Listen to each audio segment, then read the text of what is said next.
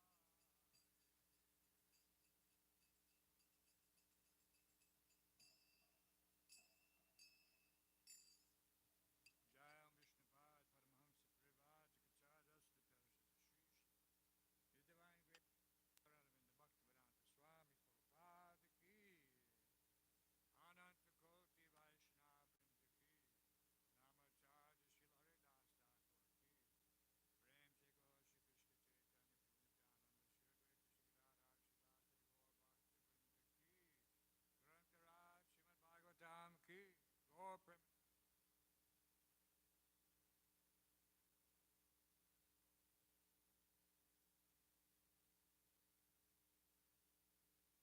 All glories to Sri Guru Sri Ranga.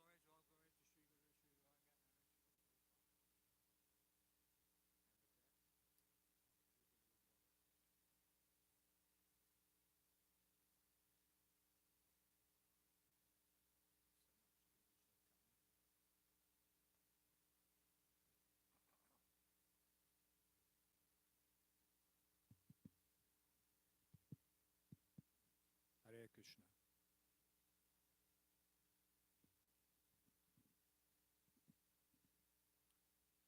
Reading from Srila Prabhupada Lilamrita, Volume 6, chapter titled, I Have Done My Part. That's a little too loud.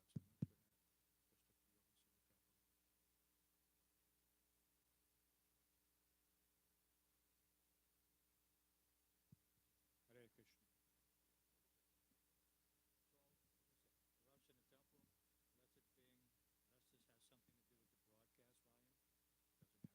Hare Krishna. Srila Prabhupada had already given the outline for his will to Tamal Krishna Goswami. The GBC would be the ultimate governor trustees would be assigned to each ISKCON property. The money in Prabhupada's name in various banks would become ISKCON's property. A small pension would be allowed for his ex-wife and sons. Even while the GBC was gathered to make a thorough draft and make the will legal, Srila Prabhupada received a visit that made him anxious over his ISKCON society. One of the Goswamis of a Vrindavan temple visited and praised Srila Prabhupada. But in the course of the conversation, a man asked, "After you, who will take charge of the property?" As soon as the gentleman left, Srila Prabhupada called for Gopal Krishna. Tamal Krishna and Bhavananda also gathered. In India, you can understand there is an undercurrent, said Srila Prabhupada. Thank you.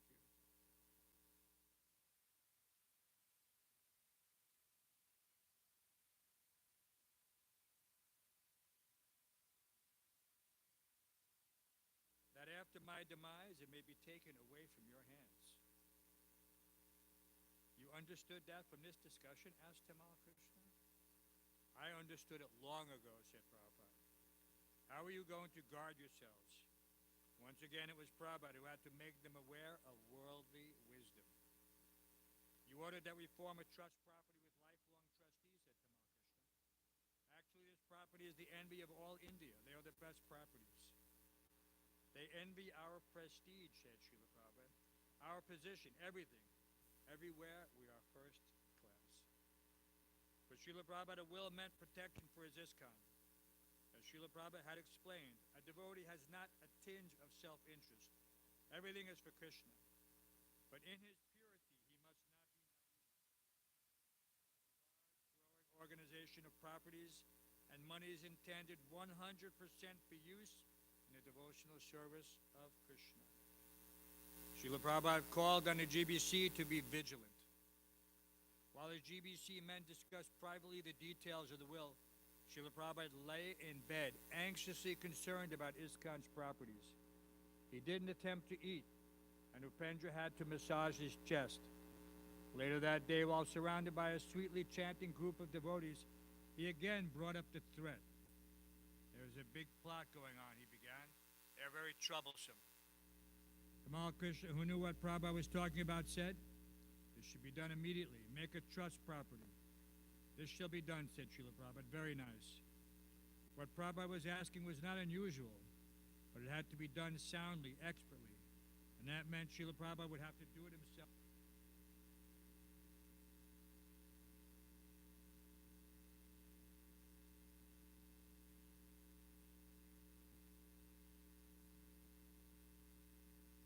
Prabhupada of the GBC's competence to deal with this. This should be done for all the properties, he said, but especially here in India. Srila Prabhupada said, Bhavananda, the trustees should be designated.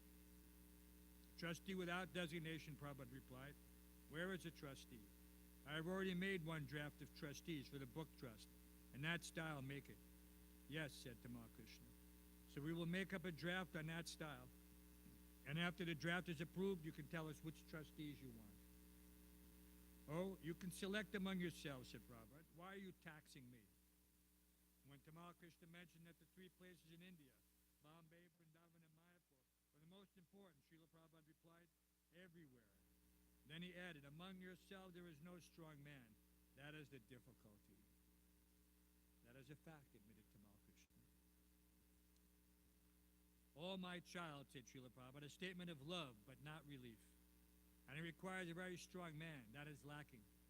In every minor detail, I have to open my mouth. Anyway, whatever you have got, sit down and select trustees, and that format is there. Make it a trust. Among you, Rameshwar is a little intelligent. Anyway, do your best. Otherwise, there is a very, very big undercurrent. They are waiting for your program. Tamal Krishna assured Prabhupada that they would immediately have a meeting. We will discuss these points. Oh? Discussion I have already given you, said Prabhupada. Do it. What I meant, said Tamal Krishna, is that we will execute it. All right, said Prabhupada, don't delay. At times like this, it became especially clear that the day was approaching when Prabhupada's children would have to grow up and lead, manage, protect, and expand the society on their own.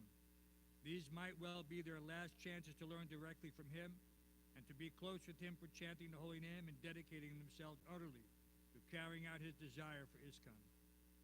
Srila Prabhupada seemed to be doubting whether his children would rise to the occasion, and that expressed doubt impelled them not to discouragement, but to determined action to prove themselves loyal and competent.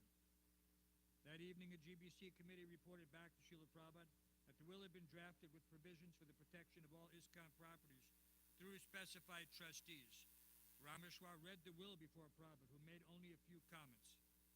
"This will makes it impossible for anyone to cheat," said Rameshwar. "Yes," Prabhupada agreed, "as far as I can see." Even regarding matters of utmost concern to him, he sometimes remained quiet. He had directed his GBC men as far as possible. Now he mostly wanted the medicine of the holy name. But what they had done was all right, and he was satisfied. As the committee was leaving his room, he softly exclaimed, "Jai, future directors of ISKCON." And later, when alone with his servants, he shed tears and said he could now leave peacefully. Srila Prabhupada ki.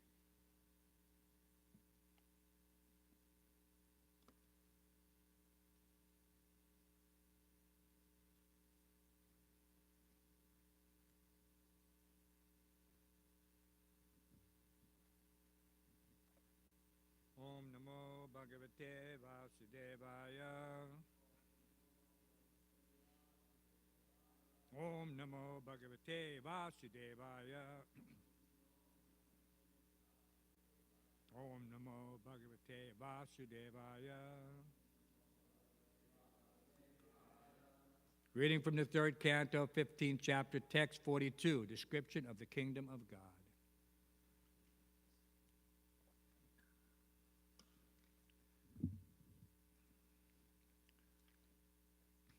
Atro parstang iti kotsmitam indiraya.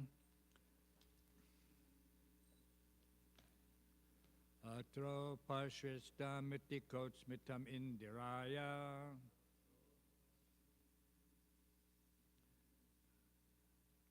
Atro pristang iti kotsmitam indiraya. Svanangdaya virachitang bahusaustavadyam. Svanangdaya virachitang bahusaustavadyam. Mayang bhavasya bhavatam cha bhajantam angam. Mayang bhavasya bhavatam cha bhajantam angam.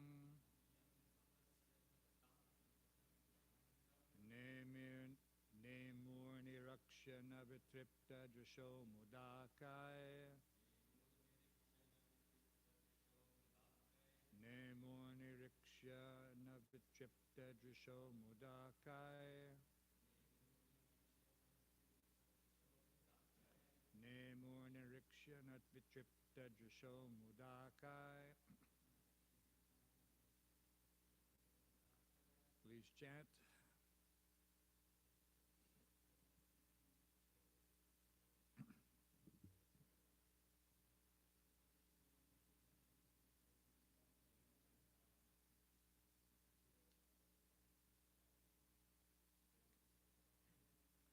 Svanangdaya virachitang bahusostavadyam.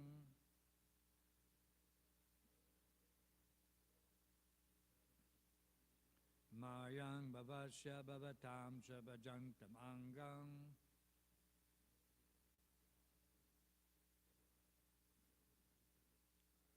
Nemur nirikshya vitnupatripta drisho mudakai.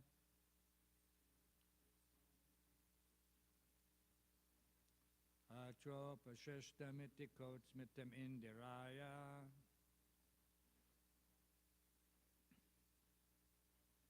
Dvanangdaya virachitang bahusostavadyam.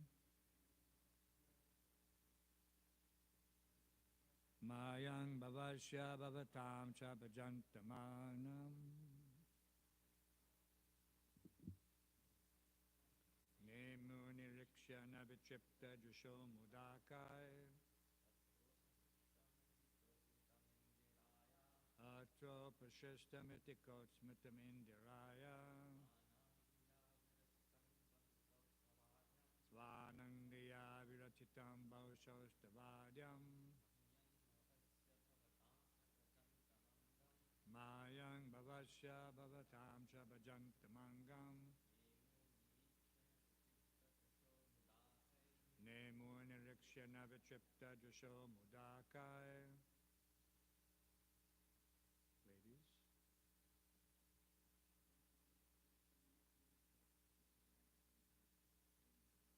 Atro Prashistamitikot Indiraya Svanangdiya Viratitang Bhaushostavadhyam Ayang Bhavasya Bhavatam Chabhajantamangam Nemo Nirikshana Vichipta Jusho Mudakai. Anyone else? Atra. Here in the matter of the beauty, Upashristam, curbed down, iti, thus, cha, and, utsmitam, the pride of her beauty, indiraya, of the goddess of fortune, swanam, of his own devotees, diya, by intelligence, virachitam, meditated on, bahushoštava adyam, very beautifully decorated, mayam, of me, bhavasya, of Lord Shiva, bhavatam, of all of you, cha, and bhajantam, worshipped, angam, the figure, nemu, bowed down, niriksha, after seeing, na, not, vitripta, satiated, drisha, eyes, muda, joyously, kai, by their heads. Translation and purport by His Divine Grace, A.C. Bhaktivedanta Swami Prabhupada. How's the sound, Samaks? You checked it? The exquisite beauty of Narayan, being many times magnified by the intelligence of his devotees, was so attractive that it defeated the pride of the goddess of fortune in being the most beautiful. My dear demigods, the Lord who thus manifested himself is worshipable by me, by Lord Shiva, and by all of you. The sages regarded him with unsated eyes and joyously bowed their heads at his lotus feet. Please repeat. The exquisite beauty of Narayan, being many times magnified by the intelligence of his devotees, was so attractive that it defeated the pride of the goddess of fortune in being the most beautiful. My dear demigods, the Lord who thus manifested himself is worshipable by me, by Lord Shiva, and by all of you. The sages regarded him with unsated eyes and joyously bowed their heads at his lotus feet. Purport. The beauty of the Lord was so enchanting that it could not be sufficiently described. The goddess of fortune is supposed to be the most beautiful sight within the spiritual and material creations of the Lord. She has a sense of being the most beautiful, yet her beauty was defeated when the Lord appeared. In other words, the beauty of the goddess of fortune is secondary in the presence of the Lord.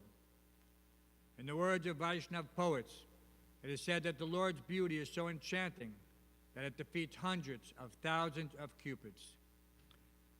He is therefore called Madana Mohan. It is also described that the Lord sometimes becomes mad after the beauty of Radharani. Poets describe that under those circumstances, although Lord Krishna is Madana Mohan, he becomes Madana Daha, or enchanted by the beauty of Radharani. Actually, the Lord's beauty is super excellent, surpassing even the beauty of Lakshmi and Vaikuntha. The devotees of the Lord in the Vaikuntha planets want to see the Lord as the most beautiful, but the devotees in Goku or Krishna Loka want to see Radharani as more beautiful than Krishna. The adjustment is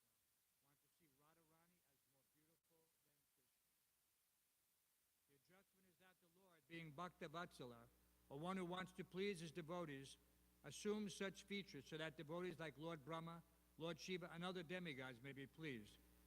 Here also, for the devotee sages, the Kumaras, the Lord appeared in his most beautiful feature, and they continued to see him without satiation, and wanted to continue seeing him more and more.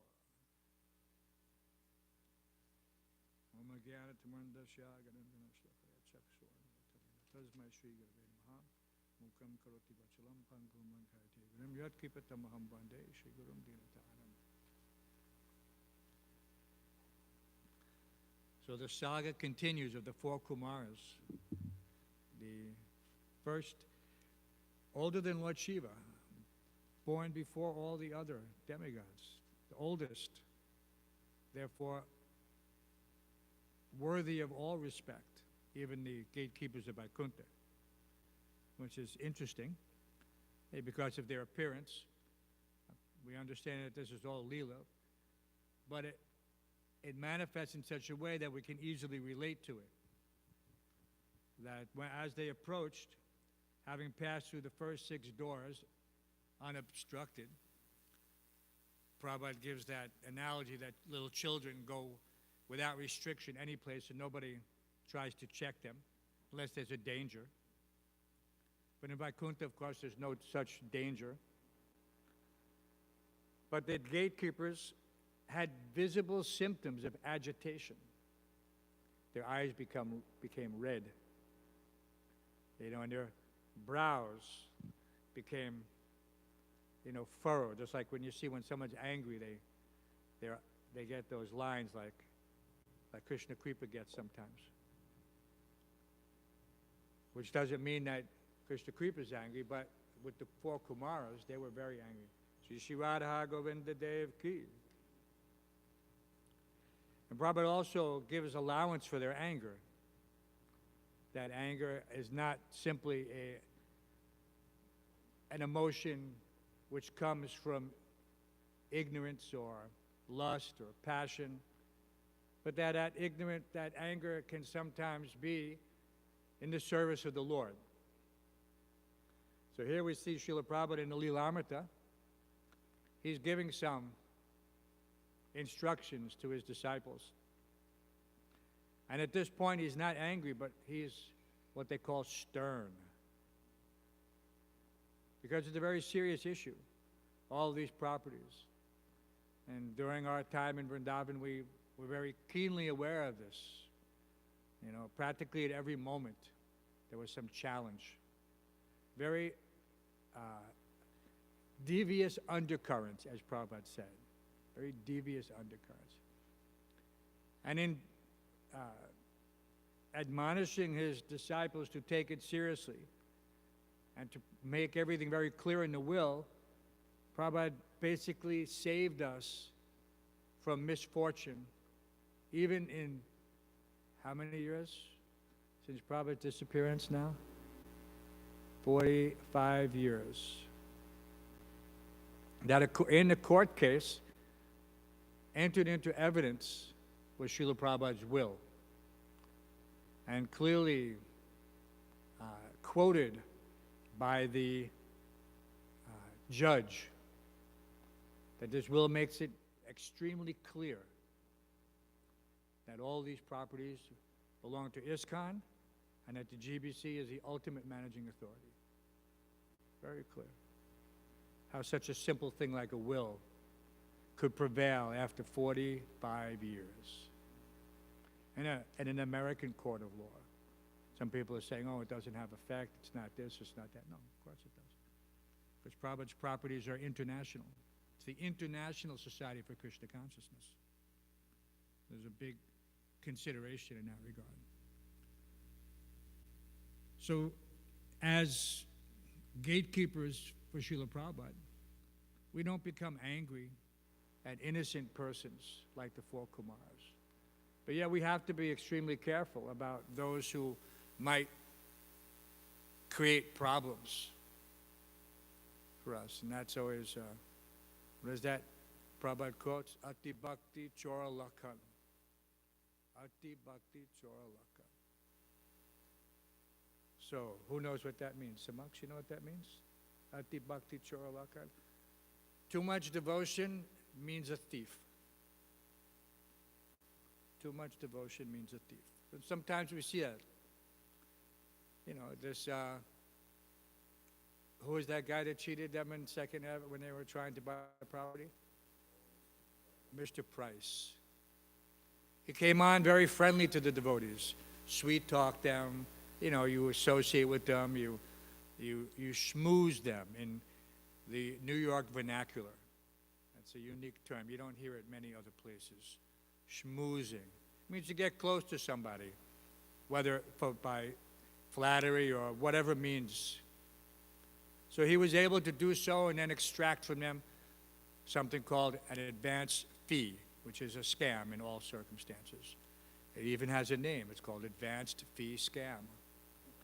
People do it all the time without any reason. They said, well, I need to put some money down on this property to hold it, to lock it in. It's all bogus. They can have something called earnest money. It goes into a third party called escrow. It's not held by any of either party, buyer, seller, broker, independent third party. So all these things have to be known. And of course, the devotees at that time, and you could see why Prabhupada was concerned. They'd already been cheated. You know? Probably not once, but several times by the time Srila Prabhupada had left the planet. Many times people, he instructed them at that time when these two sisters wanted to give the property to Srila Prabhupada. You hear in his conversations. And, but they had strings attached. They wanted to give the property, but the condition was that the property had to be developed within a certain amount of time, otherwise it would revert back to the original owner. So this is a type of scam. You know, you can invest whatever, lakhs or crores, but if you're one day beyond that time frame, then that owner has the right to take it all back, including your improvements. So Prabhupada said we don't accept such conditional, you know, gifts like this. And this was not, like I said, not the last time they tried to do that. You know, this Mr. Nair in Bombay had a similar thing. He had done this several times with other persons. He was literally running a scam, and he was a prominent person. He would make some sale under certain conditions, and when the conditions weren't fulfilled, you had to make a certain payment by a certain time, maybe it was a balloon payment, whatever, then the property would go back. And in this way, he had sold that same property already 2 or 3 times. But of course, Prabhupada outsmarted him. And now we have the beautiful Juhu temple. So we had a lot to learn from Srila Prabhupada in this regard on practical matters. You know, of course, we understand by the mercy of Srila Prabhupada, we're also living in Vaikuntha, you know, within the temple proper. And anyone who lives for some time who is serious and sincere, he recognizes that. He understands the benefit. It's not an ordinary. Ashram doesn't mean 4 walls and a roof. Ashram means shelter.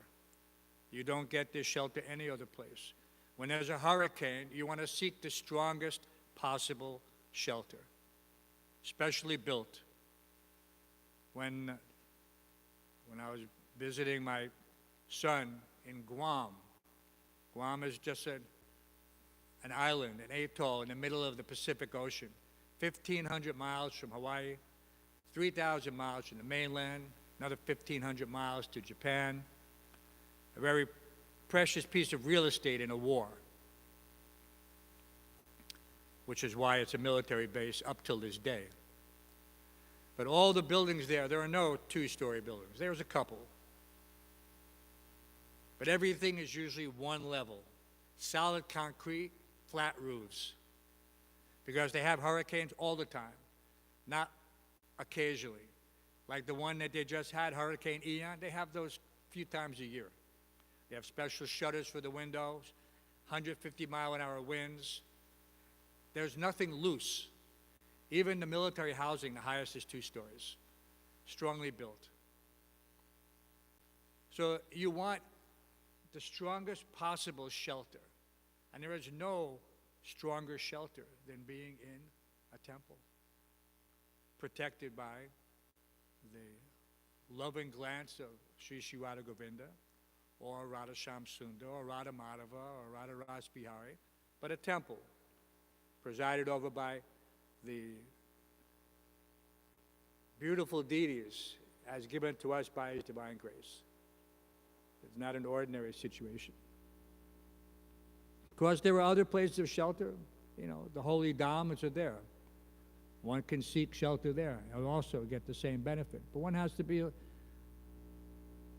very firmly fixed in his devotion. He has to be completely steady, unwavering, totally sober in every aspect of his demeanor. Can't have anything loose rolling around in his head that can set him off balance. If someone wants to open the outside door, I have the key also. Well, why are they ringing the outside bell then? Maybe the inside bell is not working because nobody ever sees that light. That's why you got to put the bell back on that one also. So this is, so we're very fortunate in every respect to be able to hear from Srila Prabhupada directly through this Lilamrita, through his Bhaktivedanta purports, all of his concerns, because those concerns are our concerns. We don't have separate concerns. We don't have a separate agenda. I don't have an agenda in the temple separately from that which is established by Prabhupada according to my particular duty.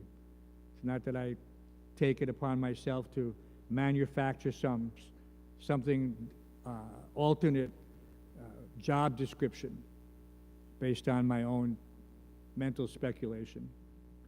You know, Prabhupada gave very clear what is the duty of the devotees and their specific functions. You know, every temple officer, president, GBC had to sign an oath of allegiance. Just like every member of Congress, every senator, the president, every military officer, everyone takes an oath of allegiance. They take an oath to a constitution, we take an oath of allegiance to ISKCON. It's the same principle. One is bound by that oath if he's an honorable person. If he's a dishonorable person, then no mere words will keep him in check. It has to be an internal sense of dedication, conviction, faith, so that you can execute. This is where when the spiritual master sees the disciple taking such responsibility, like here, very quickly he is given whatever tools he needs, spiritually, intellectually, intelligently, and otherwise, emotionally even, how to deal with whatever comes his way, which is for the benefit of the spiritual master and the society. You know, there are other benefits as well. Someone may get inspiration to do this or that, the other thing, but we're primarily looking for internal guidance, how to push on Lord Chaitanya's Sankirtan movement.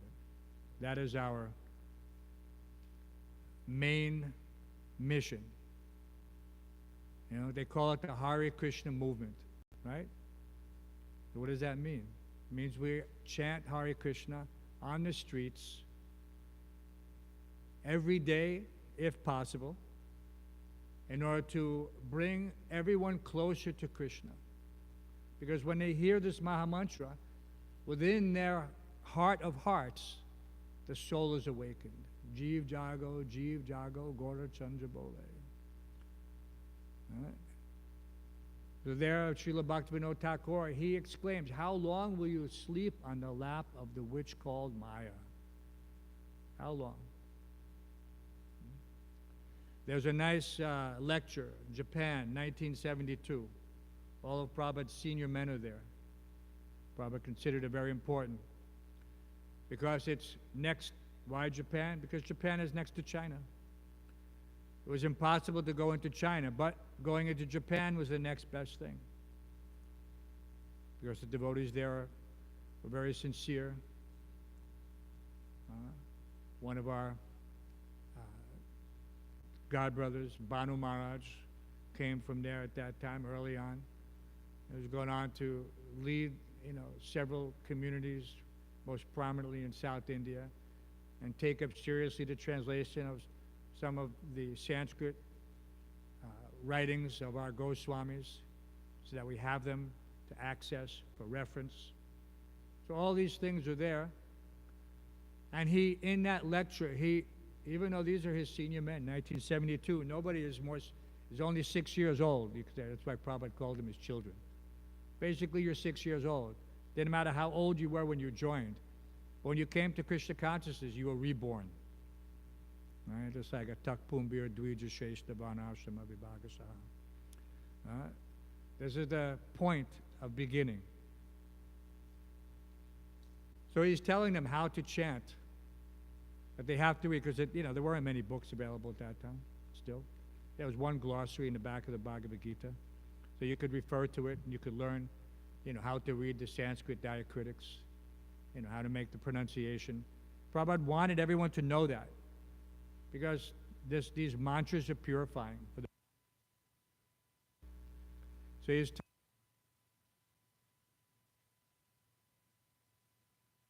and he says, again. And then he says, again. And he says, again. Like this. He wants them to continuously repeat, just like we do now. So the magic number is 10. Prabhupada said to repeat it 10 times. So if you only have 5 people in a room, then you keep repeating it twice.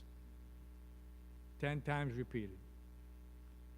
And then in that class, Prabhupada goes on to describe how the living entity has never fallen from the spiritual world. That this is the dream. This is the dream. This is not reality. Reality is eternal. We die, we transmigrate, we take birth again. So this is the temporary nature. This is samsara. But the soul never dies. So where is the soul? Is it just residing within this material envelope? Or is the material envelope just part of the fabric of the dream? So this is something, if someone wants to read, I posted it on the residence list, but it can be accessed anywhere on the line through the database. Japan, April 1972, I believe it's April 28th, 1972. And you can read all about what is illusion and how it is that the spirit soul is basically embedded in this dream up until the point when he wakes up. And probably gives so many beautiful analogies about that. How sometimes you force yourself awake when there's a frightening situation. If you're being attacked by a tiger or being mugged in the street or whatever, some uncomfortable situation, you force yourself awake. Because you realize, I'm in a dream. Let me get out of this dream. I don't like it anymore. So this is the same thing. We're in a dream. It may not appear to be such because everything has that touch of reality up till the point of death. And then at death, the spirit soul is free again, but he enters into another body. But that means everything that came before that was just the combination of the material elements formulated by the soul's desire to enjoy, mixing with all the various aspects of the material world and producing this environment. And so this is like a hallucination. Sometimes you cannot tell a person that he's hallucinating. For him, it's reality. Everyone's seen that. A guy who's crazy, he may not know he's crazy. He may be saying, no, The sky is falling. You guys are all ignorant. You don't know what you're doing. The sky is falling. And you just don't see it, but I see it. I'm not trying to confuse things with conspiracy theories. I'm talking about a person who's actually seeing these things. So for him, it's 100% real, 110% real. He cannot distinguish between reality and illusion. And therefore, in the Bhagavatam, in the beginning, it says, Dharma projita kaitavocha paramo nirmocharam satam. That the highest religion is that which distinguishes reality from illusion. But most people don't even understand what is illusion. Right, Arjuna? Is it working or not working? Audio is okay? Okay.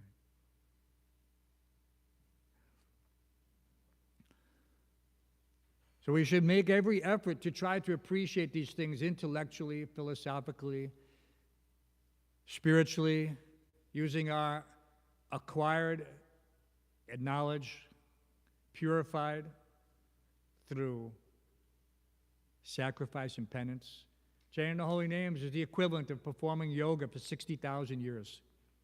In previous ages, when men lived to be 100,000 years old, they had, in order to become self-realized, not even self-realized, liberated, on the verge of self-realization, they had to practice yoga for 60,000 years.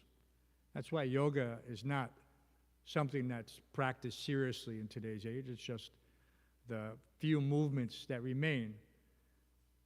But these yogis would stand on one leg for 1,000 years, and then stand on the other leg for 1,000 years, and then fast for 1,000 years, and then stop breathing for 1,000 years. We have no understanding of what yoga is. Yoga is meant to control the mind and senses. But in this age, it can be easily done. Kalera doshanadi rajanasti eka mahagunat kirtanareva krishnasya mukta sangasya jayate. Just by chanting the holy names in Kali Yuga. Just by chanting holy names. That's why even for, someone born in New York, in whatever circumstances,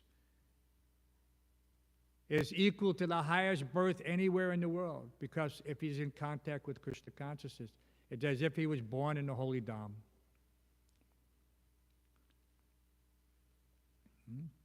So such a special opportunity, it cannot be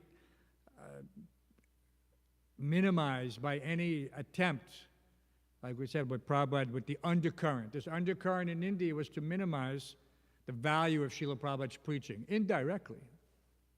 But basically, indirectly, they were always insulting Prabhupada. Saying that his disciples are not qualified, they're molested, this or that. And by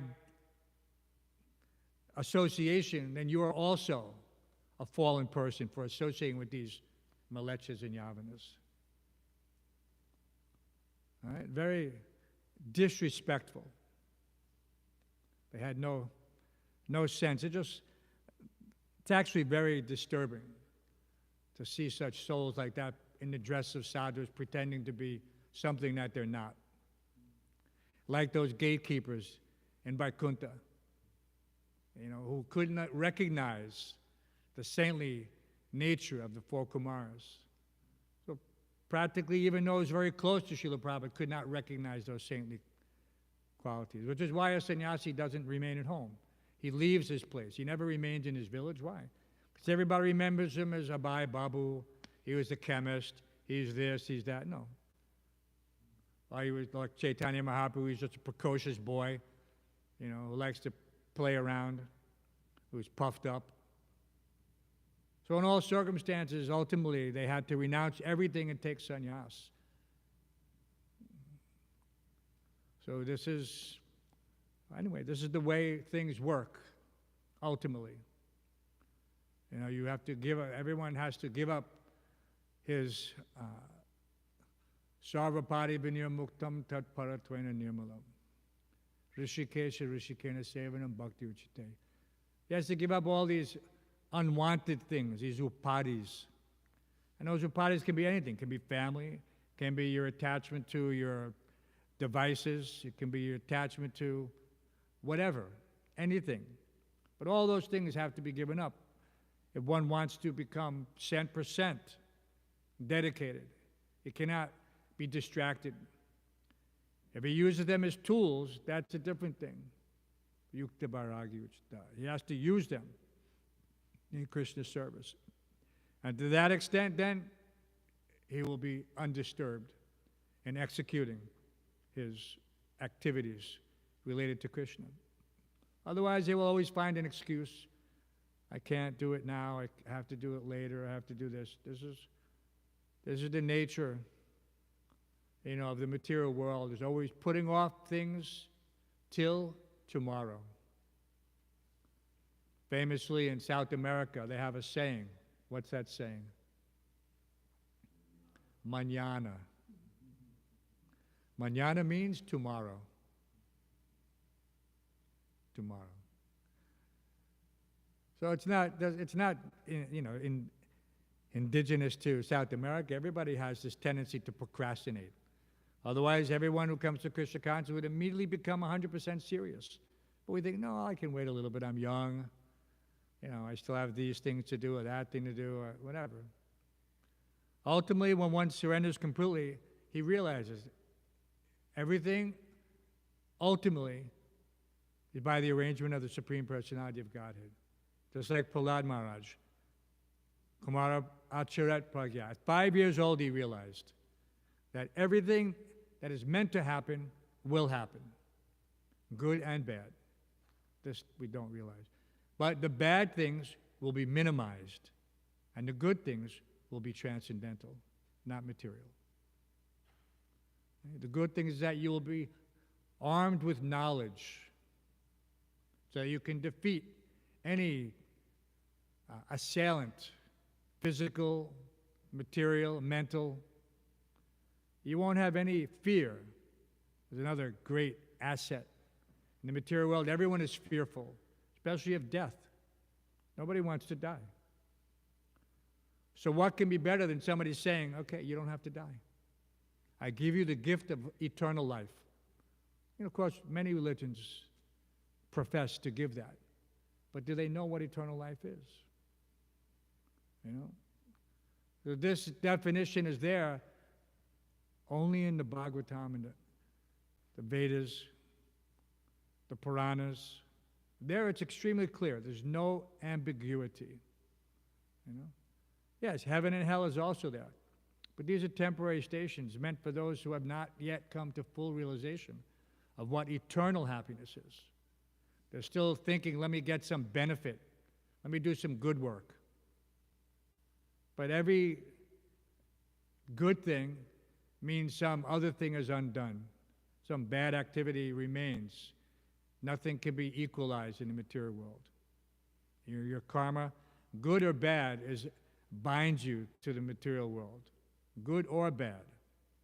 Good karma means you have to take birth again to experience that good karma. So then, what's so good about it?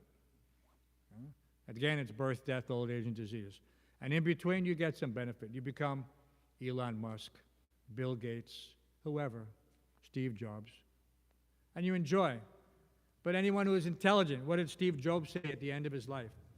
He said, money is not wealth. Health is wealth.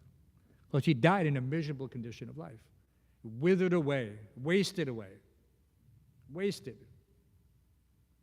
His billions couldn't save him. But at least he wasn't so foolish like that Walt Disney guy. I've talked about him in the past. Remember what happened to Walt Disney? You don't know? Walt Disney, when he died, he thought science at some point in time will advance to that extent where I can be what? I can be born again. So what did they do? They cryogenically preserved his head. Not his body, just his head. Because he thinks that everything, people think that the brain and everything else, that's the self. So they cut off his head and flash froze it, and they keep it in a cryogenic chamber at a certain degrees, and it's still there. They're not, of course, they don't have, you can't get darshan of it, which would be pretty gross. And he pays, I don't know how many tens or hundreds of thousands of dollars a year to keep himself in the deep freeze, thinking that at some point they'll be able to take his head out and attach it to some android, torso, and he'll be alive again. This is the height of ignorance. The height of ignorance. You cannot preserve that. The spirit soul at the time of death immediately leaves the body. Gone. And everything else is just dull matter. Even the brain, which was the repository, seeming repository. People say, oh, they get dementia because their brains. So yeah, it's just like if you have a hard drive with defects on it. Remember in the old days, you used to have to try to reformat it, and it would say such and such sectors cannot be recovered. Well, so you get less and less as the hard drive gets older. So that happens, but it has nothing to do with the information that was embedded in there. Yeah, it's not accessible, but it's still there. So in the mind, this is the material mind. The subtle mind, everything is there. It's like being in the cloud. It's like you put all your data in the cloud. Because the living entity is subtle. So my mind, my intelligence, and my ego, they're not physical. They're subtle, just like the cloud. So all that exists, and when the body dies, those subtle elements, all that data, whatever was developed, whatever data set you liked, if you developed a data set of a dog, you're going to get the body of a dog. If you developed a data set of a human, you're going to get a human body. So in all circumstances, we should concentrate on the forms which are transcendental. And hearing about Krishna is the best way to do that. Shravanam, Kirtanam, Vishnu, Smaranam. Remembrance.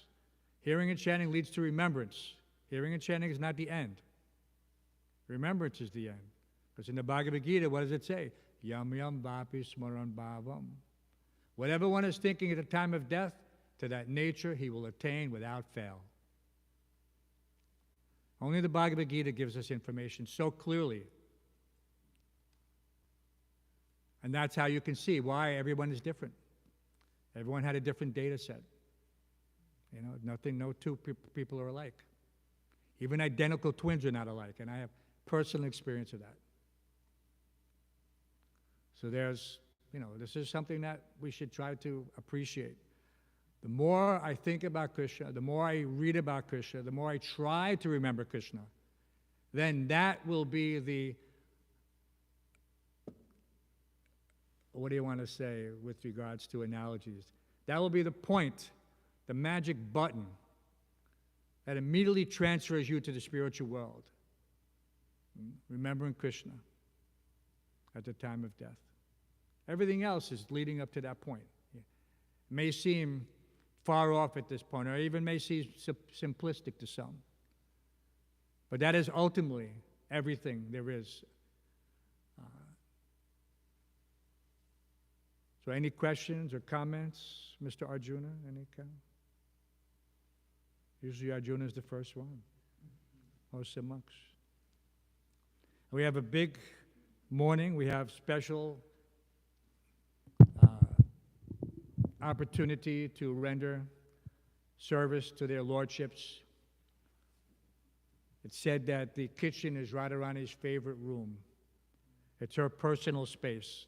It's where she goes and meditates 100% on pleasing Krishna, which should also be our endeavor when we're in the kitchen. So as much as possible, so immediately after class, after breakfast, immediately after class is breakfast.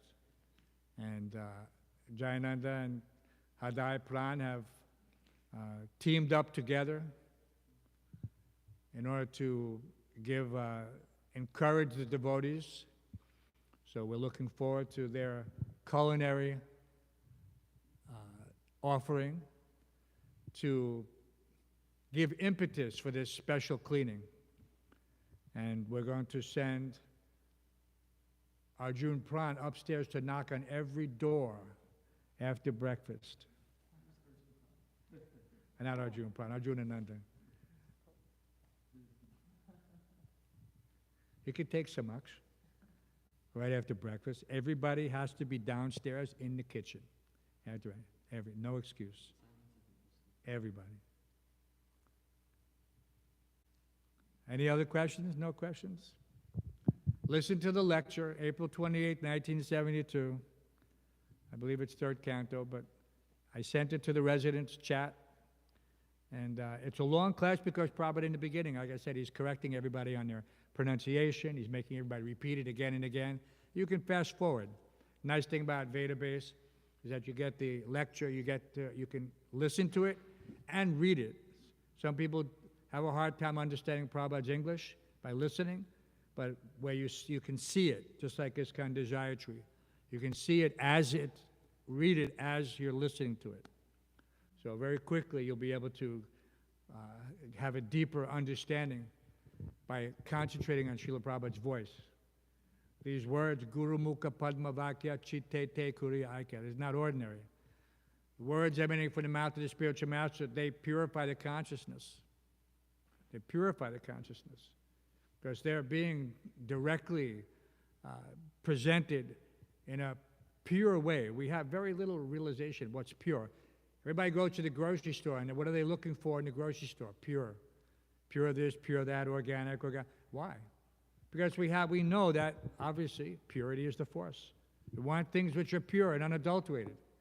So you only get that in the Guru Parampara. You not get that anyplace else. Because there's no understanding of this. There's no, what is that? Yasyadevi para bhakti yata deve tatagaru. If one has implicit faith in the words of the spiritual master in Krishna, Arjunananda is excellent. He can finish it. What is that? Prakashante mahatmanaha. All the imports of the Vedic knowledge will be automatically revealed. So there's hints like this everywhere when you're reading. Not that you have to study so much. You know what? Our studying is very good, yes.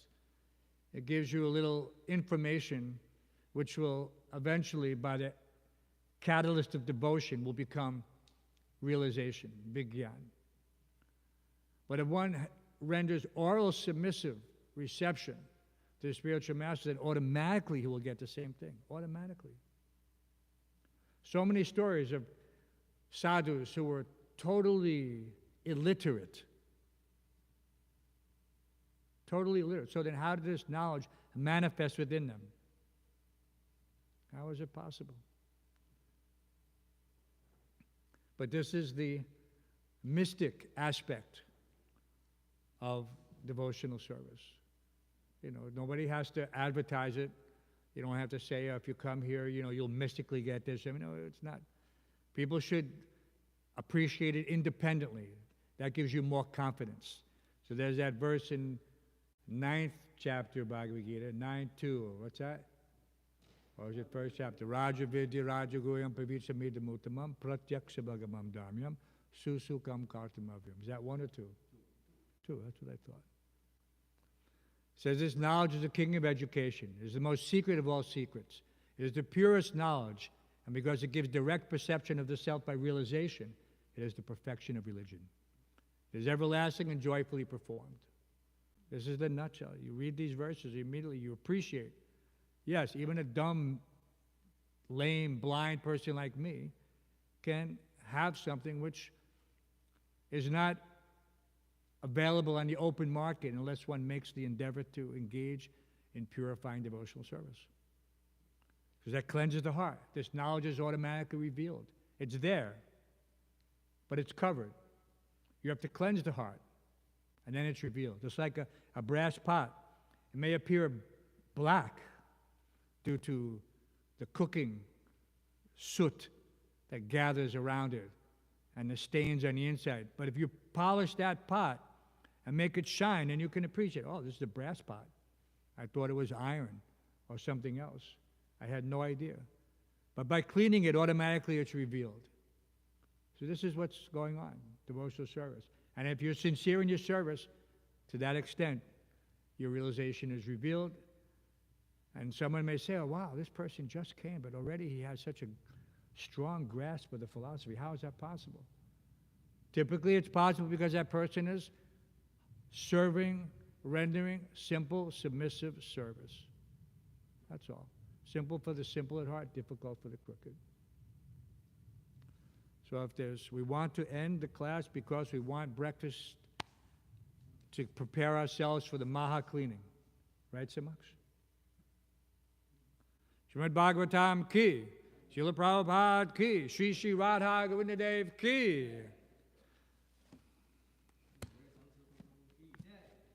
Who's that? Who's that?